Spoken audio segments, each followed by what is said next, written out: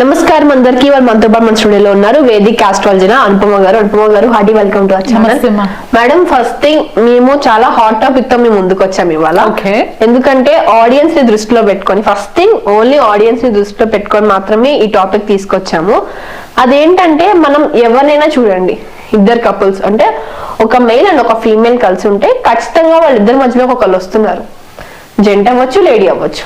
So ఏమవుతుందంటే వాళ్ళ వల్ల రిలేషన్స్ డిస్టర్బ్ అవ్వడం, వాళ్ళ వల్ల మ్యారీడ్ అయిన కపుల్స్ కూడా విడిపోవడం, లేదా లవ్ లో ఉండి నార్మల్ గా పెళ్లి చేసుకుందాం అన్న వాళ్ళు కూడా విడిపోవడం, ఇలా జరుగుతూ ఉంటాయి. అసలు జ్యోతిష్యంలో ఇలాంటి గ్రహాల కలయిక జరగడం వల్లే ఇవి అవుతున్నాయా, లేకపోతే వీళ్ళంతటి వీళ్ళు ఊహించుకుని చేస్తున్నారా అనేది ఒక పెద్ద క్వశ్చన్ మార్క్. నెక్స్ట్ ఏంటంటే, ఎవరైనా చూడండి, మాకు ఇంకెవరో కావాలి, ఉన్న వైఫ్ తో అవ్వచ్చు, ఉన్న హస్బెండ్ తో అవ్వచ్చు, వాళ్ళతో వాళ్ళు సెటిల్ అవ్వకుండా ఇంకెవరో కావాలి. మా తమ్నెల్స్ కూడా చూస్తూ ఉంటారు మీరు. ఇంకెవరో వస్తున్నారంటేనే వ్యూస్ అంత రేంజ్ లో వెళ్తున్నాయి, లేకపోతే వెళ్ళట్లేదు. ఎందుకు ఆడియన్స్ ఇక్కడే ఆగిపోయారు? అసలు ఎలాంటి కాంబినేషన్స్ ఉండడం వల్ల ఇలా జరుగుతుంది అనేది ఒకసారి వివరించండి. ఓకే, యాక్చువల్లీ ఇది మీరు అన్నట్టు చాలా బర్నింగ్ టాపిక్. నా దగ్గరకు వచ్చే కన్సల్టేషన్స్ లో కూడా ఒక 95% కన్సల్టేషన్స్ అన్ని కూడా ఈ మధ్య కాలంలో ఇవే వస్తున్నాయి. అయితే ఈ ట్రెండ్ ఏదో నిన్న మొన్న వచ్చిన ట్రెండ్ లాగా కాకుండా మనకి ఇది కోవిడ్ టైం నుంచి కొద్దిగా ఎక్కువ ఫోకస్ లోకి రావడం అనేది జరుగుతుందన్నమాట. ఇక్కడ మెయిన్ రీజన్స్ నాకు అనిపించింది ఏంటి అంటే, 2 మెయిన్ రీజన్స్. ఒకటి, భార్యాభర్తలకి ప్రాపర్ కమ్యూనికేషన్ లేకపోవడం. అంటే అది కెరియర్స్ వల్ల అవ్వచ్చు, లేకపోతే ఎడిషనల్ రెస్పాన్సిబిలిటీస్ వల్ల అవ్వచ్చు. ఒక ప్రాపర్ కమ్యూనికేషన్ లేకపోవడం వల్ల కూడా కొద్దిపాటిగా ఈ డిస్టర్బెన్సెస్ అనేవి కనిపిస్తున్నాయి. అది కాకుండా ఒకరికొకరు ఇమోషనల్ గా సపోర్ట్ చేసుకోకపోవడం, ఇమోషనల్ ఇంటిమసీ కోల్పోవడము, ఇది ఇంకొకటి మెయిన్ నాకు కనిపించిన టాపిక్ అన్నమాట. సో ఇది గ్రహగతుల్ని బట్టి చూసుకుంటే ఒక 70 to 80% మనకి జ్యోతిష్యం ప్రకారం మనకి రీజనింగ్ అంటే మనం చేసే పనులకి గ్రహాలని బ్లేమ్ చేయడం ఎంతవరకు సమంజసం అనేది నేను ఎప్పుడు ఆలోచిస్తూ ఉంటాను. ఎందుకంటే ఇవే గ్రహగతులు మనకి ఒక 100 సంవత్సరాల క్రితం కూడా ఇట్లాంటి కాంబినేషన్స్ ఉన్నవే ఉన్నాయి, కానీ ఇంత ఎక్స్పోజర్ లేదు, అసలు ఎక్స్పోజర్ లేదు.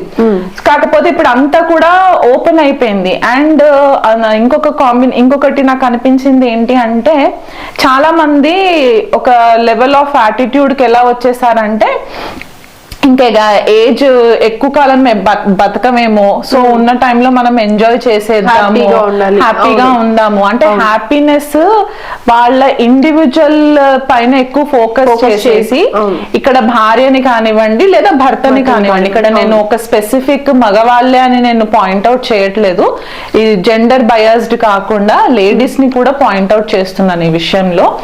ఫ్రీడమ్ కావాలని కోరుకోవడము, లేకపోతే ఎక్కువ టైం వాళ్ళ భాగస్వామి వాళ్ళతో టైం స్పెండ్ చేయట్లేదని చెప్పి బయట ఇంకేదో వెతుక్కోవడము.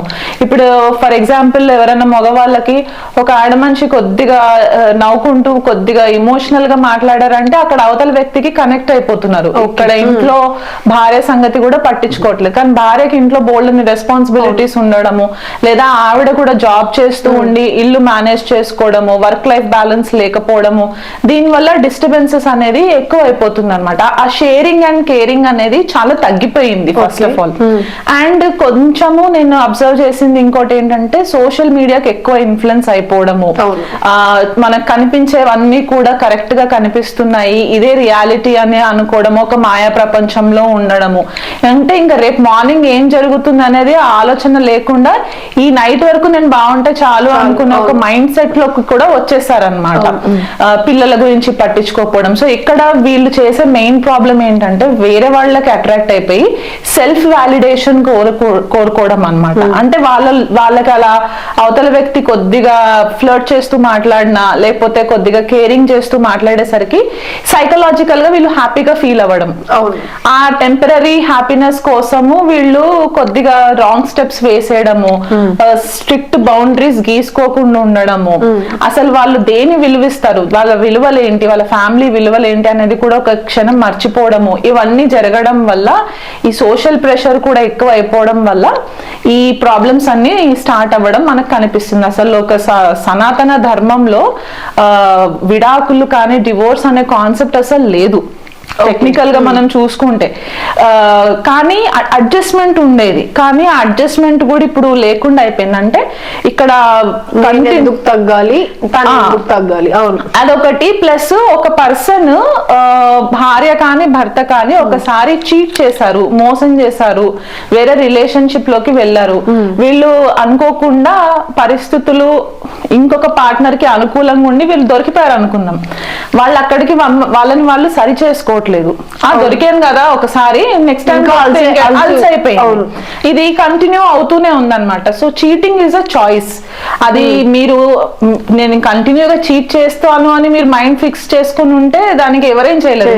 మీతో పాటు మీ ఫ్యామిలీస్ కూడా పాడైపోతూ ఉంటాయి, అటు పెద్దవాళ్ళు డిస్టర్బ్ అవుతారు, మీ ఇద్దరికి పుట్టిన పిల్లలు ఇంకెక్కువ ప్రాబ్లమ్స్ లోకి ఫేస్ అవుతారు. ఇది ఏమవుతుందంటే గోయింగ్ ఫార్వర్డ్ ఈ చిన్న పిల్లలు రేపు ఒక టీనేజ్ కి వచ్చిన తర్వాత బ్రోకెన్ ఫ్యామిలీస్ నుంచి వచ్చిన వాళ్ళు అయిపోతారు. అంటే ఒక డిస్ఫంక్షనల్ ఫ్యామిలీ బ్యాక్గ్రౌండ్ నుంచి వచ్చిన వాళ్ళు అయిపోయేసరికి వీళ్ళకి ఒక ట్రామాస్ ఉండిపోతాయి అన్నమాట. టైం కి ఫాదర్ సపోర్ట్ ఉండకపోవడము, మదర్ సపోర్ట్ ఉండకపోవడం, దీని వల్ల కంప్లీట్లీ ఫ్యామిలీ ఎన్వైరన్మెంట్ చేంజ్ అయిపోతుంది. గైడెన్స్ కూడా ఉండదు, చెప్పే వాళ్ళు ఉండరు. ఇప్పుడు కొంతమంది ఏంటంటే మేము వెస్టర్న్ కల్చర్ ని చూసి ఇన్ఫ్లుయెన్స్ అవుతున్నాం అంటే, ఏ వెస్టర్న్ కల్చర్ వాళ్ళు మనకు చెప్పలేదు మీరు ఇట్లా మీ ఫ్యామిలీస్ ని పార్ట్ చేసుకోండిరా అని చెప్పి ఎవరు చెప్పలేదు. ఇది మనలో ఉన్న లౌకిక జ్ఞానం, ఆ జ్ఞానం మనకి మన ఫ్యామిలీ బ్యాక్గ్రౌండ్స్ నుంచి కూడా వచ్చి ఉండాలి. అండ్ ఇంకొకటి కామన్ గా నేను అబ్జర్వ్ చేసిన ఇంకొక పాయింట్ ఏంటంటే, ఒకవేళ వైఫ్ అండ్ హస్బెండ్ మధ్యలో ఫర్ ఎగ్జాంపుల్ ఒక 30 ఏళ్ళు లోపు ఉన్న వాళ్ళు 25 to 30 years ఏజ్ గ్యాప్ లో ఉన్న వాళ్ళు పెళ్లిళ్ళు చేసుకున్నారు అనుకోండి, వాళ్ళకి ఇట్లాంటి సమస్య వస్తే పెద్దవాళ్ళ దగ్గరికి వెళ్ళి చెప్పినప్పుడు పెళ్లి చేసేంత వరకు పెద్దవాళ్ళు పెళ్లి చేసేస్తున్నారు, కానీ పెళ్ళైన తర్వాత ఇక్కడ సపోర్ట్ సిస్టమ్ చేంజ్ అయిపోతుంది. సమర్థిస్తున్నారు, అబ్బాయి తప్పు చేస్తే మందలించి అమ్మాయితోటి కాంప్రమైజ్ అయ్యి ఉండేలాగా చేయకుండా పోతే అమ్మాయి వెళ్ళిపోయింది, నీకు నచ్చిన అమ్మాయితో నువ్వు వెళ్ళిపో అన్నట్టు కూడా కొంతమంది పేరెంట్స్ గైడ్ చేస్తున్నారు. అది రాంగ్. ఎందువల్ల అంటే ఒకసారి తప్పుని మనం ఖండించకపోతే ఇది కంటిన్యూ అవుతూనే ఉంటుంది. ఇప్పుడు ఒక అమ్మాయిని వదిలేసిన అబ్బాయి ఇంకొక అమ్మాయి దగ్గరికి వెళ్ళిన తర్వాత ఆ అమ్మాయితో కూడా ఉంటారని గ్యారంటీ లేదు కదా. సో సేమ్ థింగ్ ఇక్కడ లేడీస్ విషయంలో కూడా అంతే. ఒక మగ మనిషి ఒక లేడీని అంటే ఒక వైఫ్ హస్బెండ్ ని వదిలేసి ఇంకొక మగ మనిషి దగ్గరికి వెళ్తే అక్కడ కూడా ఇట్లాగే చీప్ అయిపోతూ ఉంటారు. సో వీళ్ళు సెల్ఫ్ రెస్పెక్ట్ కూడా కోల్పోవడం అనేది కూడా కనిపిస్తుంది. సో కాబట్టి ఈ విషయాలన్నీ కూడా కొద్దిగా కేర్ఫుల్ గా మైండ్ లో అనాలిసిస్ చేసుకొని దీనికి ఎవ్వరు కూడా సొల్యూషన్స్ ఇవ్వలేరు.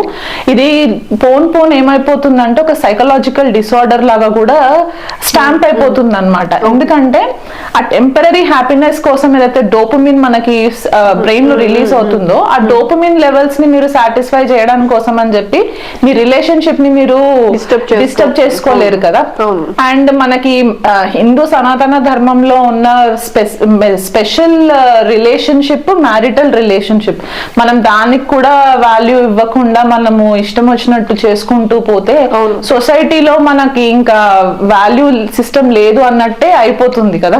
ఓకే, మరి ఇప్పుడు చెప్పారు కాబట్టి మేషం నుంచి మీనం వరకు ఈ ద్వాదశ రాశుల వరకు ఎలాంటి కాంబినేషన్స్ ఉండడం వల్ల ఇలా థర్డ్ పర్సన్స్ రావడం, ఫ్యామిలీ లైఫ్ డిస్టర్బ్ అవ్వడం, మ్యారేజ్ లైఫ్ డిస్టర్బ్ అవ్వడం, లేకపోతే కపుల్స్ గా ఉండే లైఫ్ డిస్టర్బ్ అవ్వడం జరుగుతుందో ఒకసారి వివరించుకుందాం పదండి. మేడం, కన్యా రాశి వారికి ఎలాంటి కాంబినేషన్స్ వాళ్ళ జన్మజాతకంలో ఉంటే థర్డ్ పర్సన్స్ వచ్చే అవకాశాలు ఉంటుందో ఒకసారి వివరించండి. కన్యా రాశి వాళ్ళకి మనకి జనరల్ గా ప్రారంభ కర్మ అని కూడా మనం కన్యా రాశి నుంచి చెప్తూ ఉంటాము.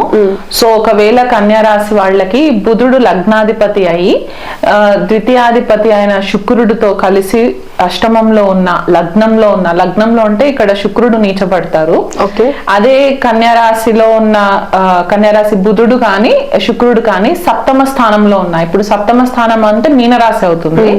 ఇక్కడ బుధుడు నీచపడతాడు. సో లగ్నాధిపతి నీచపడడం కూడా మనము క్యారెక్టర్ విషయంలో కొద్దిగా డౌట్ ఉండే ఛాన్సెస్ ఉంటుంది. అంటే ఆ వ్యక్తి యొక్క క్యారెక్టర్ ని మనం డౌట్ఫుల్ గా ఉండే ఛాన్సెస్ ఉంటుంది. సో బుధుడు అండ్ శుక్రుడు కలిసి ఈ లగ్నంలో ఉన్న, సప్తమంలో ఉన్న, అష్టమంలో పడిన, పంచమంలో ఏంటంటే మకర రాశి అవుతుంది. సో మకర రాశి చాలా ప్రాక్టికల్ సైన్ అయిపోతుంది, కానీ ఇక్కడ క్యాలిక్యులేటెడ్ రిస్క్ తీసుకునే ఛాన్సెస్ ఎక్కువ ఉంటాయి. ఇప్పుడు అక్కడ షష్టాధిపతి అండ్ పంచమాధిపతి శని అవుతారు కాబట్టి ఈ శుక్రబుధులకి కలిసి శని యొక్క వీక్షణ ఉన్నా, లేదా సప్తమాధిపతి గురుడు వీళ్ళకి దృష్టి ఈ చెప్పిన గ్రహాల పైన పడిన, అండ్ ఈ గురుడు కనుక పంచమంలో ఉన్న, ఎందుకంటే పంచమంలో సప్తమాధిపతి పంచమంలోకి వచ్చారు అని అంటే గురుడు ఇక్కడ నీచబడినట్టు అవుతుంది. ఇది ఖచ్చితంగా కొంచెము ఎథిక్స్ విషయంలో కొద్దిగా డిఫరెన్సెస్ తీసుకొస్తుంది. అండ్ జనరల్ గా సప్తమాధిపతి పంచమంలో ఉన్నారు అని అంటే గనక చాలా మట్టుకు కేసెస్ లో మనకి లవ్ మ్యారేజెస్ చూపించే కాంబినేషన్ కూడా ఒక బుల్లెట్ పాయింట్ లాగా మనం పెట్టుకోవచ్చు అనమాట. సో ఇక్కడ ఈ గురుడి యొక్క దృష్టి లగ్నం పైన పడుతుంది. పంచమం నుంచి చూసుకుంటే గనక నీచలో ఉన్న గురుడి యొక్క దృష్టి లగ్నం పైన పడినప్పుడు ఏమవుతుందంటే ఎథిక్స్ కోల్పోతారు. సో ఎథిక్స్ కోల్పోయినప్పుడు ఏంటంటే వావి వరుసలు లేకుండా రిలేషన్షిప్స్ లోకి వెళ్లే ఛాన్సెస్ ఉంటాయి. అండ్ ఇది ద్విస్వభావ రాశి కూడా అవుతుంది కాబట్టి డ్యువల్ మైండ్ సెట్ ఉండే ఛాన్సెస్ ఎక్కువ ఉంటాయి అన్నమాట. అండ్ ఇదే శుక్రుడు అండ్ బుధుడు కలిసి రాహు వీక్షణలో ఉన్న, రాహు ఆస్పెక్ట్ చేస్తున్నా, లేకపోతే ఈ అష్టమాధిపతి కుజుడు ఈ కాంబినేషన్ ని గనక వీక్షణలో చూస్తున్నా, యుతిలో ఉన్న, అంటే శుక్రబుధులు కలిసి కుజుడితో అష్టమంలో ఉన్నా కూడా వీళ్ళకి ఎక్స్ట్రా మ్యారిటల్ అఫైర్స్ ఇచ్చే ఛాన్సెస్ ఉంటాయి. మనం ఎక్కడి నుంచి చూసుకున్నా లగ్నము పాడైపోయి ఉండాలి, పంచమం పాడైపోయి ఉండాలి, సప్తమ అష్టమం కూడా పాడైపోయి ఉండాలి. ఇప్పుడు ఈ సప్తమ అష్టమాలు అంటే సప్తమాధిపతి అష్టమాధిపతి కొన్నిసార్లు ఏంటంటే పరివర్తన జరుగుతుంది, నక్షత్ర పరివర్తనలు కూడా జరిగే ఛాన్సెస్ ఉంటాయి. అంటే ఇప్పుడు ఇక్కడ గురుడు కుజుడు పరివర్తన జరిగి ఆ గ్రహాలు కూడా వక్రీగతిలో ఉన్నా, లేకపోతే ఈ అష్టమాధిపతి మళ్ళీ కర్కాటక రాశిలో ఉండి నీచు నొందిన, ఇక్కడ కొద్దిపాటిగా స్కాండల్స్ కి దారి తీసే ఛాన్సెస్ ఎక్కువ కనిపించే పాసిబిలిటీస్ ఉన్నాయి. అంటే జన్మ జాతకంలో ఈ చెప్పిన భావాధిపతులు ఏమాత్రము వర్గోత్తమాలు ఉన్నా, వక్రిగతిలో ఉన్నా, నీచలో ఉన్నా, పాపగ్రహాల వీక్షణలో ఉన్నా కూడా ఖచ్చితంగా వీళ్ళకి కొద్దిపాటిగా ఎక్స్ట్రా మ్యారిటల్స్ వచ్చే ఛాన్సెస్ కనిపిస్తాయి. అష్టమాధిపతి కుజుడు నీచలో ఉండి రాహుతో కలిసి ఉన్నా, కేతుతో కలిసి ఉన్నా, అంటే ఇక్కడ ఈ ఫిజికల్ ప్లెజర్స్ కి కొద్దిగా ఇబ్బంది, భార్యతోటి కానీ భర్తతోటి కానీ కొద్దిగా ఇబ్బందులు వచ్చేసరికి ఏంటంటే వీళ్ళు బయట ఎక్కువ వెళ్ళడానికి ఛాన్సెస్ కనిపిస్తూ ఉంటాయి అన్నమాట. సో మెయిన్ కారణం మనము ప్రతిసారి శుక్రుడినే మనం ఎందుకు ఐడెంటిఫై చేస్తామంటే శుక్రుడు మనకి ఈ రిలేషన్షిప్ లో మనకి ఆ ప్రేమకి కావాల్సిన గ్రహంగా చెప్పుకుంటాం. అది రిలేషన్షిప్స్ కి, రొమాన్స్ కి మనం ఆ గ్రహంగా చెప్తూ ఉంటాం. కాబట్టి ఈ గ్రహాలతోటి కనుక శుక్రుడు పీడింపబడినట్లయితే కనుక ఖచ్చితంగా ఎక్స్ట్రా మ్యారిటల్ అఫైర్స్ ఉండే ఛాన్సెస్ 100% కనిపిస్తూ ఉంటుంది. దాంతో పాటు చంద్రుడు కూడా మనము కన్సిడరేషన్ లోకి తీసుకోవాలి. ఎందుకు చంద్రుడు కన్సిడరేషన్ లోకి తీసుకోవాల్సి వస్తుందంటే మన మైండ్ అన్నమాట, మనకు ఆ లస్ట్ నేచర్ ని కోరుకున్న ప్రతిసారి మనకి చంద్రుడు, మన మనసు చెప్తూ ఉంటుంది ఎటువైపు వెళ్ళాలి అంటే, గాలి ఎటు వీస్తే మనసు అటు వెళ్ళిపోతూ ఉంటుంది. సో ఆ రకంగా ఇక్కడ చంద్రుడు కూడా పీడింపబడాలి. చంద్రుడు వచ్చేసి ఇప్పుడు కన్యారాశికి చంద్రుడు అష్టమంలో ఉన్నాడు అనుకోండి, సీక్రెట్ గా ఉంటుంది అనమాట. రిలేషన్షిప్స్ అన్ని కూడా చాలా సీక్రెట్ గా పెట్టుకుంటారు, బయటకి చెప్పే అంత పరిస్థితి కనిపించదు. ఎందుకంటే ఇక్కడ లాభాధిపతి అష్టమంలోకి వెళ్ళినప్పుడు కొన్నిసార్లు మనము ఈ అంటే మదర్లీ నేచర్ కోరుకుంటూ ఉంటారు అనమాట. భార్య దగ్గర నుంచి మదర్లీ నేచర్ రాకపోయేసరికి ఇమోషనల్ గా ఎవరేది మాట్లాడినా సరే వీళ్ళు కనెక్ట్ అయిపోయే ఛాన్సెస్ కనిపిస్తూ ఉంటాయి. అండ్ శుక్రచంద్రులు కలిసి అష్టమంలో ఉన్న, షష్టంలో ఉన్న, పంచమంలో కూడా ఉన్న, అంటే కన్యారాశి కన్యా లగ్నం అయ్యి చంద్రుడు కనుక మకర రాశిలో పంచమంలో ఉంటే, అంటే లాభాధిపతి పంచమంలో ఉండి శుక్రుడితో కలిసి ఉంటే ఇది కూడా ఒక కాంబినేషన్ అవుతుంది అనమాట. దానిపైన మళ్ళీ నీచ గురుడి యొక్క దృష్టి పడడం, నీచ గురుడు కలిసి ఉండడం, అంటే శుక్రుడు చంద్రుడు గురువు కలిసి పంచమంలో ఉండడం కూడా ఇది ఒక యోగంగా చెప్పుకొని ఇది ఎక్స్ట్రా మ్యారిటల్ కి అయిపోతుంది. చాలా మంది ఒకటి నేను అబ్జర్వ్ చేసింది ఏంటంటే, గురు దృష్టి పడుతుంది కదా ఎట్లాంటి సర్వ పాపాలనైనా సరే హరించేస్తుంది అని అనుకుంటారు. కానీ నేను ప్రాక్టికల్ గా కొన్ని కేసెస్ చూసింది ఏంటంటే, గురు శుక్రులు కలిసి ఉన్న చార్ట్స్ లో కూడా ఎక్స్ట్రా మ్యారిటల్ అఫేర్స్ జరిగిన ఛాన్సెస్ నేను చూసాను. సో ఇవే కాంబినేషన్స్ మళ్ళీ మనకి నవాంశలో కూడా చూసుకోవాలి. సో మనం అస్తమానము రాహుకేతునే టార్గెట్ చేయకుండా బుధుడు మెయిన్ ప్రాబ్లం క్రియేట్ చేస్తాడు అనమాట, రిలేషన్షిప్స్ బ్రేక్ చేయడానికి, కమ్యూనికేషన్ ప్రాపర్ కమ్యూనికేషన్ ఇవ్వకుండా ఉండడానికి. నీచలో ఉన్న గురుడు, వక్రీలో ఉన్న బుధుడు, నీచలో ఉన్న బుధుడు, ఈ కాంబినేషన్స్ వల్ల వీళ్ళకి ఇబ్బందులు వచ్చే ఛాన్సెస్ ఖచ్చితంగా ఉంటాయి. ఓకే, ఇబ్బందులు వచ్చే ఛాన్సెస్ ఉన్నాయి కాబట్టి బుధుడికి సంబంధించిన పరిహారాలు ఉంటే వివరించండి. బుధుడికి సంబంధించిన పరిహారాలు వీళ్ళు ప్రతిరోజు కూడా విష్ణు సహస్రనామం పారాయణం చేసుకోవడము. చార్ట్ లో చాలా డ్యామేజింగ్ ఉంది అనుకుంటే కనుక డైలీ 3 times చేసుకున్నా కూడా ఇబ్బంది ఏం లేదు. మార్నింగ్, మధ్యాహ్నము, సాయంకాలం చేసుకున్నా కూడా ఇబ్బంది ఏం లేదు. కానీ విష్ణు సహస్రనామ పారాయణం మాత్రం ఖచ్చితంగా చేయాలి. మీ బుద్ధి కరెక్ట్ గా పనిచేయాలని చెప్పేసి వినాయకుడికి ప్రతిరోజు కూడా మీరు దగ్గరలో ఉన్న సిద్ధి వినాయకుడి ఆలయంకి దర్శించి అక్కడ గరికతో పూజలు చేసుకున్నా కూడా మీకు చాలా ఫేవరబుల్ రిజల్ట్స్ వస్తాయి. అండ్ ఇతర రిలేషన్షిప్స్ కి ఆకర్షితులు కాకుండా మీ శుక్రుడిని బాగా చేసుకోవాలి అని అనుకుంటే గనక లక్ష్మీదేవి ఆరాధన రెగ్యులర్ గా చేసుకున్నా కూడా మీకు చాలా ఫేవరబుల్ రిజల్ట్స్ వస్తాయి. ఓకే, చూసుకున్నట్లయితే గనక మనము జనరల్ గా కాల్పురుష కుండలిలో గనక చూసుకుంటే కన్యా రాశి మనకి షష్ఠ స్థానం అవుతుంది. ఓకే, ఇక్కడ షడ్రిపులని కూడా మనము కన్సిడర్ చేస్తాం అన్నమాట. అంటే మనకి జలసి, కోపం, ద్వేషం, పగ, ఈర్ష ఇవేవైతే ఉంటుంటాయో ఇవన్నీ కూడా మనకి ఈ షడ్రిపుల్ కింద కన్సిడర్ చేస్తాం కాబట్టి కన్యారాశిలోకి ఆధీనంలో ఉంటాయి అన్నమాట. సో ఇలాంటి కన్యారాశి ఇప్పుడు లగ్నంగా మారినప్పుడు కానీ రాశిలో ఉన్నా సరే చూసుకున్నట్లయితే రాశ్యాధిపతి బుధుడు అవుతారు. ఇది డ్యూయల్ సైన్ అవుతుంది, అంటే ద్విస్వభావ రాశి అవుతుంది కాబట్టి వీళ్ళకి డ్యూయల్ నేచర్ ఉంటుంది. మిథున లగ్నం వాళ్ళకు కూడా అట్లాగే డ్యూయల్ నేచర్ ఉంటుంది. అంటే గోడ మీద పిల్లిలాగా ఇటుపడనా అటుపడనా అనే కన్ఫ్యూజన్ లో ఉంటుంది. అండ్ ఎక్స్ట్రీమ్లీ ప్రాక్టికల్ సైన్ కూడా కాబట్టి చాలా క్యాలిక్యులేటెడ్ రిస్క్ తీసుకుంటూ ఉంటారు అనమాట కన్యారాశి వాళ్ళు. సో ఒకవేళ కన్యారాశిలో బుధ శుక్రులు కలిసి కన్యారాశిలో ఉంటే గనక, అంటే ఇక్కడ శుక్రుడు మళ్ళీ నీచలో ఉంటారు కన్యారాశిలో కాబట్టి బాడీలీ ప్లెషర్స్ కోరుకుంటూ ఉంటారు అనమాట.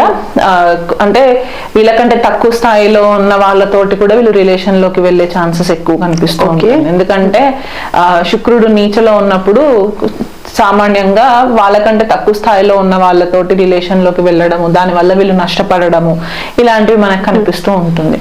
సో ఇదే బుధుడు కానీ శుక్రుడు ద్వితీయాధిపతి, మన తులారాశి ద్వితీయాధిపతి అవుతుంది కాబట్టి ఈ బుధ శుక్రులు కలిసి అష్టమంలో ఉన్న, అంటే ఇక్కడ అష్టమంలో మనకి మేషరాశి అవుతుంది.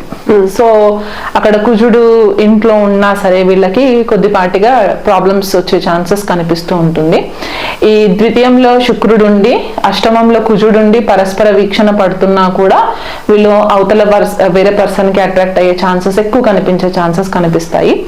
ఈ శుక్రుడు అండ్ బుధుడు కలిసి శనితో ఉంటే గనక, అంటే పంచమాధిపతి చతుర్థాధిపతి శని అవుతారు ఇక్కడ. సో పంచమాధిపతి శని ప్లస్ రాహు కూడా కూరూలు చేస్తుంది కుంభరాశిని కాబట్టి ఈ కాంబినేషన్స్ శనితో కలిసిన రాహుతో కలిసిన, కొంతమంది చార్ట్స్ లో ఎట్లా కనిపిస్తుంది అంటే 4 గ్రహాలు కలిసి ఉండడం కూడా కనిపిస్తుంటుంది, 3 గ్రహాలే కాకుండా. అంటే బుధ శుక్ర కుజులు కలిసి ఉన్న, లేకపోతే బుధ శుక్ర రాహులు కలిసి ఉన్న, బుధ శుక్ర శనులు కలిసి ఉన్న, వీటిపైన రవి దృష్టి పడిన, గురు దృష్టి పడిన, కొన్నిసార్లు ఆ గురుడు వక్రి అయి ఉండి నీచలో ఉన్న గురుడు దృష్టి పడిన, నీచలో ఉన్న గురుడు దృష్టి పడినప్పుడు ఏమవుతుందంటే ఎథిక్స్ ఉండవు వీళ్ళకి. ఎందుకంటే ఇప్పుడు కన్యా లగ్నానికి గురుడు బాధకాధిపతి అవుతారు, సప్తమాధిపతి కూడా అవుతారు అనమాట. సో ఈ గురుడు మకర రాశిలో అంటే చతుర్థ స్థానంలో గనక ఉంటే,